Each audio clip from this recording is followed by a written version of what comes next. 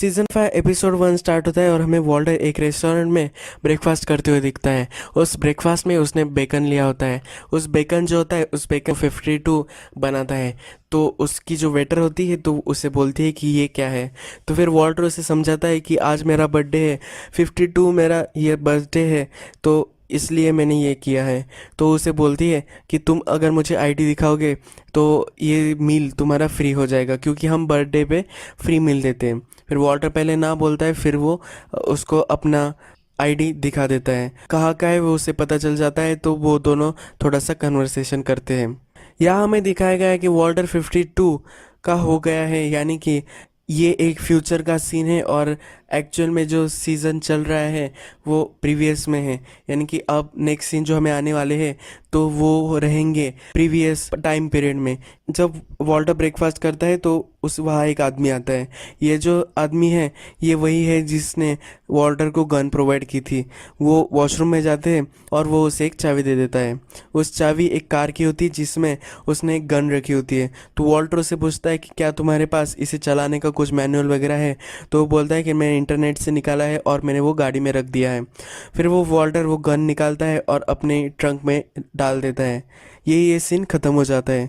Next scene हम directly अपने series के टाइम पीरियड में आ जाते हैं। ये वही सीन है जहाँ वो स्काइलर को बोलता है कि मैं जीत गया। प्रीवियस सीज़न में भी ये लास्ट सीन था।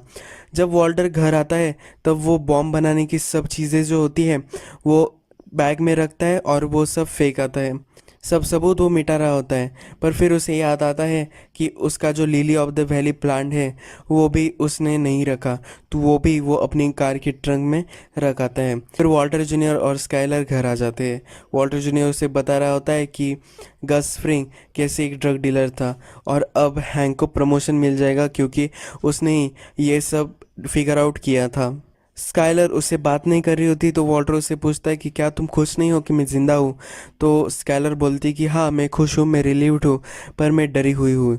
वो वॉल्टर से डरी हुई होती है। नेक्स्ट सीन में हमें हैंक और उसके पार्टनर सब जंप सूट्स में होते हैं और वो लैब का अंडरग्राउंड जो लैब होता है उसको देख रहे होते हैं। वो वहाँ जाकर सब फिगर आउट करने की कोशिश कर रहे होते हैं। फिर हैंक को एक सिक्योरिटी कैमरा मेल्ट हुआ दिखता है। फिर हमें दिखता है कि माइक अब ठीक हो चुका है और माइक का जो डॉक्टर होता है वो माइक को न्यूज़ देता है कि गस अब मर चुका है। फिर माइक हमें बहुत ही तेज़ी से गाड़ी चलाता हुआ बहुत ही गुस्से में दिखाई देता है। वो वॉल्टर और जेसी से एक डेजर्ट में मिल रहा होता है। वो वॉल्टर को मार ही देने वाला होता है, पर जेसी उसे बोलता है कि तुम्हें सुन लेना चाहिए कि हमें क्या बोलना है। जेसी उसे बताता है कि गस ने हमें हमेशा रिकॉर्ड किया था। वॉल्टर से बोल रहा होता है कि अगर उसने हम सबको रिकॉर्ड किया होगा तो वो एक बड़ा एविडेंस है और हम सब जेल में जा सकते हैं। हमें इस सिचुएशन को फिगर आउट कर लेना चाहिए। फिर माइक कार की चाबी लेता है और वो सब जेसी के घर आते हैं। माइक फिगर आउट कर रहा होता है कि कहाँ वो एविडेंस रखे हो गई। माइक उन्हें बोलता है कि जो रिकॉर्डिंग थी वो गज के लैपटॉप में थी, तो वो उस लैपटॉप को ढूंढ रहा होता है। उसे पता चल जाता है कि वो लैपटॉप का है। फिर माइक बोलता है कि ठीक है, अब मैं यहाँ से जा रहा हूँ। जैसे उससे पूछता है कि तुम कहाँ जा रहे हो, तो माइक बोलता है कि मैं यहाँ से भाग रहा हूँ क्योंकि अब लैपटॉप जो है वो एविडेंस बैग में है। तो वॉल्टर बोलता है कि क्या हम वहाँ जाकर भी उस लैपटॉप को नहीं ला सकते।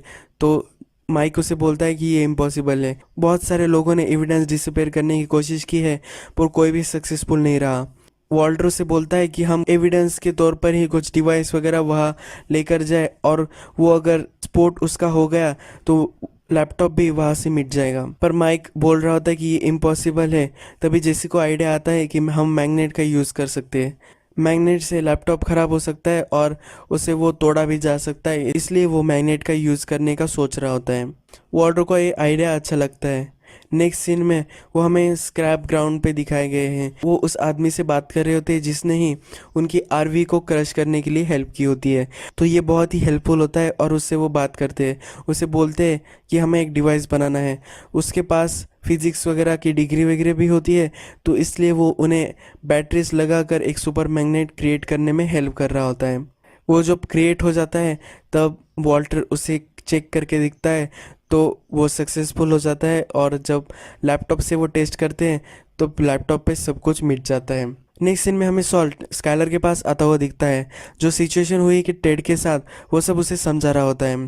स्काइलर को लगता है कि टेड मर गया है, पर फिर सॉल उसे बताता है कि वो मर नहीं गया। जो इंजरी हुई थी, उस इंजरी के बाद वो अब फिर से कॉन्शियस में आ चुका है।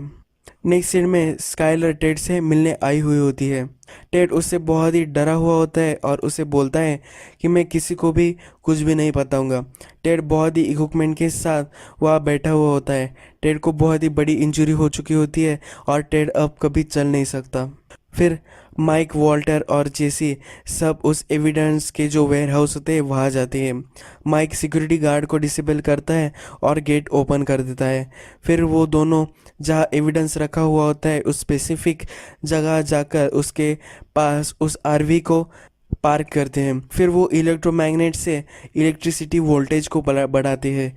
जैसे वोल्टेज बढ़ता है वैसे मैग्नेटिज्म बढ़ता है, और उसकी पावर जब मैग्नेट की बढ़ती है तो सब चीज़ें जो एविडेंस रूम में होती है वो अट्रैक्ट होने लगती है। लैपटॉप भी अट्रैक्ट हो जाता है और लैपटॉप डिस्ट्रॉय हो जाता है। जब सब सिक्योरिटी गार्ड वहाँ बाहर आते हैं तब तक माइक की कार में वो सब भाग चुके होते हैं।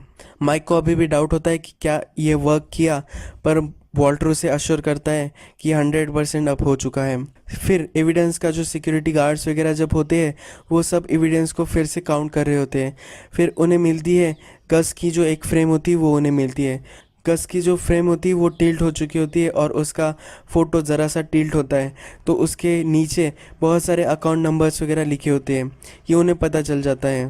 फिर वॉल्टर सॉल के पास आया हुआ हमें दिखता है। वो सॉल से पूछ रहा होता है कि कैसे तुमने मेरे 600 के टेड को दे दिए। सॉल उसे समझाता है कि स्काइलर मेरे पास हेल्प के लिए आई थी और ये बड़ी प्रॉब्लम हो सकती थी। स्काइलर भी मेरी क्लाइंट है, इसलिए मैंने हेल्प की थी। वॉल्टर उसे धमकी देता है कि अगर तुमने फ्यूचर में ऐसा कुछ किया तो ये बुरा होगा। सॉल उसे निकल जाने के लिए बोलता है, पर फिर वॉल्टर उसे धमकी देता है और बोलता है कि मैं जब बोलूँगा कि ये सब ख़त्म हो चुका है, हमारे बीच की जो रिलेशनशिप है वो ख़त्म हो चुकी है, तब ये ख़त्म होगी। वो उसे धमकी देकर वहाँ से चला जाता है।